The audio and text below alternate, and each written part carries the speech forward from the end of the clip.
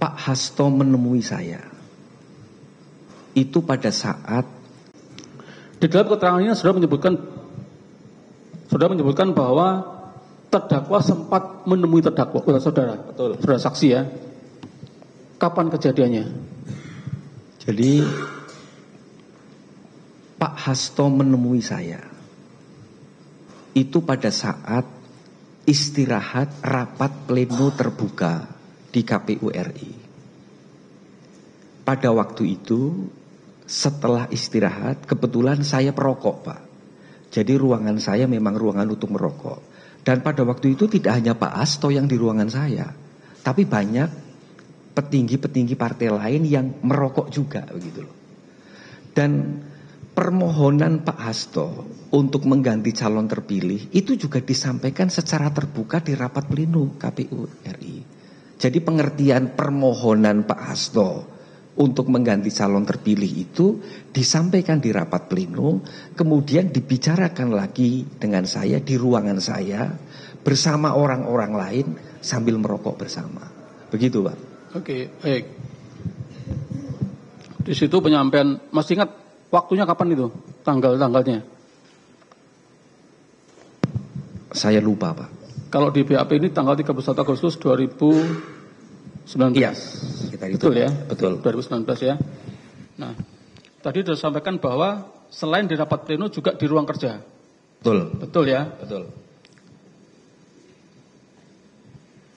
Nah, apakah kemudian dengan penyampaian itu terdakwa berkeinginan bahwa apa yang disampaikan itu akan diakomodir oleh saudara saksi selaku komisioner?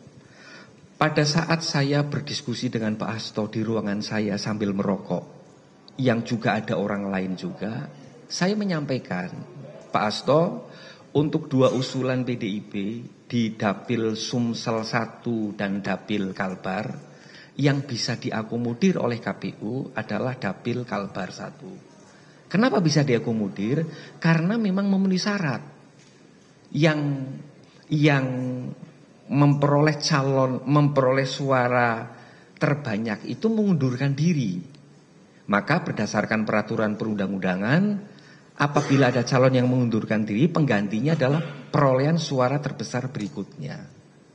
Tetapi untuk Dapil Sumsel 1 tidak bisa kita akomodir.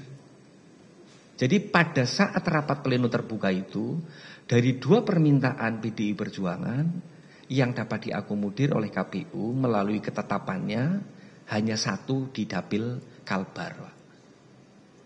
Begitu. Jadi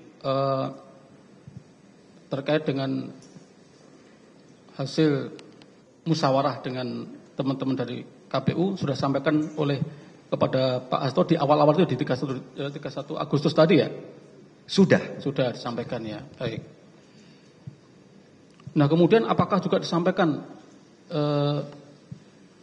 alasan dari, kan tadi kan bertemu dengan Pak Hasto ya, apakah Pak Hasto juga menyampaikan bahwa kenapa sih kemudian Rizky itu harus diganti dengan Harun Masiku? Apa alasannya? Harun Masiku siapa? Apakah dia juga kader yang diusulkan untuk duduk di legislatif? Bapak, KPU tidak punya hak dan wewenang untuk menanyakan itu, Bapak, kepada partai politik. KPU hanya melakukan verifikasi apabila pergantian itu memenuhi persyaratan menurut peraturan perundang-undangan, ya akan dilaksanakan oleh KPU.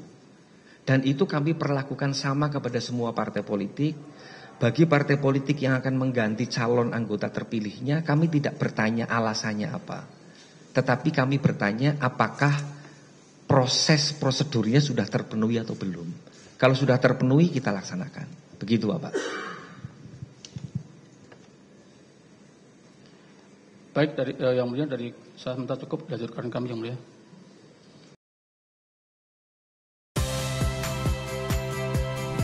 Saya Audrey Chandra. Saksikan program-program Kompas TV melalui siaran digital, pay TV, dan media streaming lainnya. Kompas TV, independen, terpercaya.